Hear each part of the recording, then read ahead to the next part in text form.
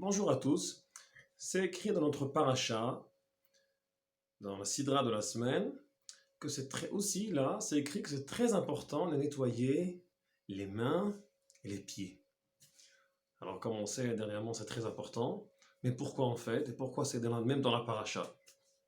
Et pour ça, on doit voir avec quoi on lave, on nettoie les mains. Et un objet spécial, le lavabo, qui s'appelle en hébreu le kiyor. Le kiyor, euh, ça nous rappelle le mot ki'our. Ki'our, c'est quelque chose de moche, c'est la mocheté.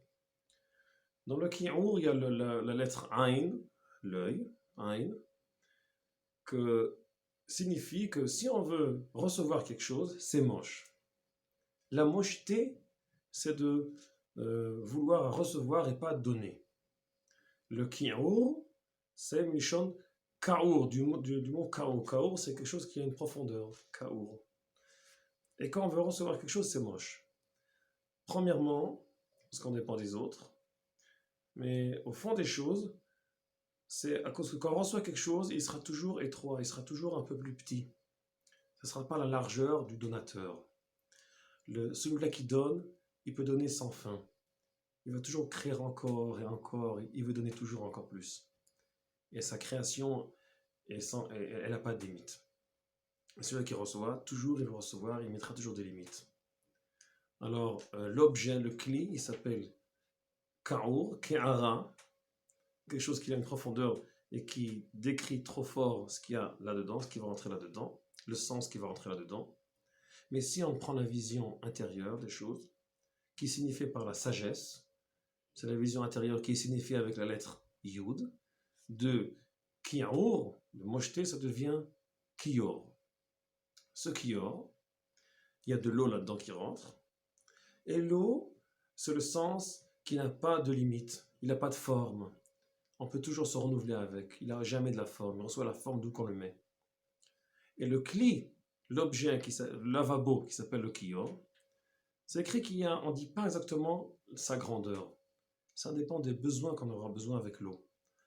Ça veut dire que le sens, c'est lui qui dit à l'objet, c'est lui qui gère l'objet, c'est lui qui gère le moyen. Le but, si vous voulez, c'est lui qui gère le moyen.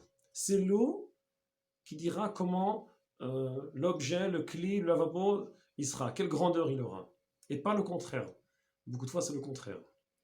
Le moyen, il oblige le but à devenir petit comme qu'il a besoin, d'après ses besoins, d'après ses mesures, etc. Là, c'est le contraire. Et c'est pour ça que le sens, c'est lui qui gère les objets. Le but, c'est lui qui gère le moyen. Et avec ça, on doit laver notre main et notre pied ensemble. Ça signifie que c'est aussi les objets quand on agit avec eux, ils doivent être toujours gérés et influencés par le but, qui n'a jamais des limites, il n'a jamais une forme fixe, il n'est jamais fermé sur lui-même, il est toujours ouvert. Et si on ne fait pas ça, si le Kohen ne fait pas ça, alors il doit mourir, chayav mita. Pourquoi? Parce qu'il n'y a pas de sens de la vie, on n'a pas de sens dans notre vie, si les moyens obligent les buts à être comme eux. Et si on fait ça, on perd tout.